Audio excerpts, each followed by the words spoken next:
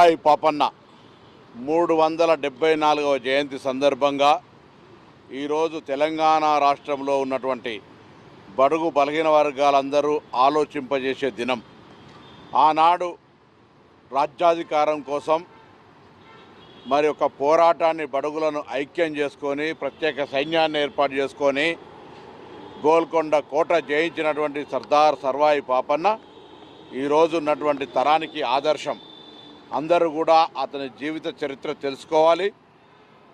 బడుగు బలహీన వర్గాల ఐక్యతకు సంబంధించి కావచ్చు, లేదా ప్రజాస్వామ్యంలో ఆనాడు సైన్యంతో పోరాటం చేయాల్సిన పరిస్థితి ఈరోజు ప్రజాస్వామిక పద్ధతిలో కలము, జ్ఞానము, విజ్ఞానము సంపాదించుకొని ఓటు ద్వారా ప్రజాస్వామిక పద్ధతులల్లా ముందుకు సాగాలని ఆకాంక్షిస్తూ వారి ఉద్యమ స్ఫూర్తి అందరికీ ఒక మార్గదర్శకత్వం కావాలని, వారందరికీ ఒక ఆరాధ్యంగా వారు పోరాడిన విధానం మనందరం కూడా ఈరోజు మార్గదర్శకత్వం తీసుకోవాలని ఆకాంక్షిస్తూ మరొకసారి మా అందరికీ మార్గదర్శి అయినటువంటి సర్దార్ సర్వాయి పాపన్న గారి జయంతి వేడుకలు గాంధీ భవన్లో నాగరాజు గారి ఆధ్వర్యంలో జరిగినాయి.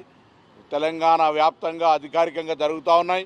ఈరోజు రవీంద్ర భారతిలో కూడా గౌరవ ముఖ్యమంత్రి గారు, ఉప ముఖ్యమంత్రి గారు కూడా పాల్గొంటూ ఉన్నారు.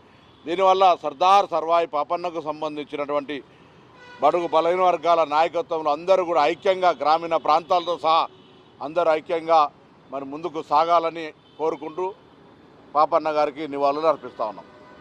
పాపన్న 374వ జయంతి, వారి జయంతి సందర్భంగా ప్రతిసారి కూడా ఒక 4-5 సంవత్సరాల నుండి గాంధీ భవన్లో నిర్వహించడం జరుగుతుంది.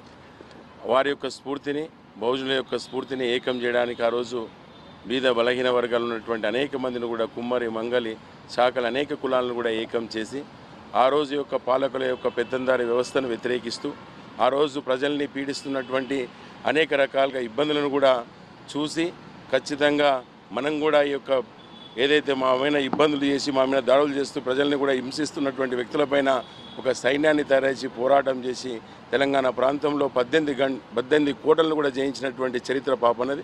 వారి స్ఫూర్తిని తెలంగాణ ప్రాంతంలో ఈరోజు పొన్నం ప్రభాకర్ అన్న లాంటి, మహేష్ అన్న లాంటి, మదన లాంటి అనేక మంది కూడా ఈ గౌడ కులంలో పుట్టి ఈ జాతిలో ఉన్నటువంటి ఏదైతే ఉందో రాజాధికార దిశగా ఆ రోజే 300 సంవత్సరాల కిందనే రాజాధికార దిశగా ముందుకు వచ్చినటువంటి సైన్యం ఏర్పాటు చేసిన పాపన్నని స్ఫూర్తిగా వాళ్ళందరూ కూడా తెలంగాణ ప్రాంతంలో మా యొక్క జాతిలో పుట్టి ఈరోజు వారు ప్రాతినిధ్యం వహిస్తూ రాష్ట్రంలో ముఖ్యమైనటువంటి రాజాధికార దిశలో ఉన్నటువంటి వారందరూ కూడా ప్రత్యేక ధన్యవాదాలు తెలుపుకుంటూ ఈ యొక్క కార్యక్రమానికి వచ్చినటువంటి పొన్నం ప్రభాకర్ అన్నకు, మహేష్ అన్నకు, అనిల్ కుమార్ యాదవ్ అందరికీ కూడా పేరు పేరున ధన్యవాదాలు తెలుపు.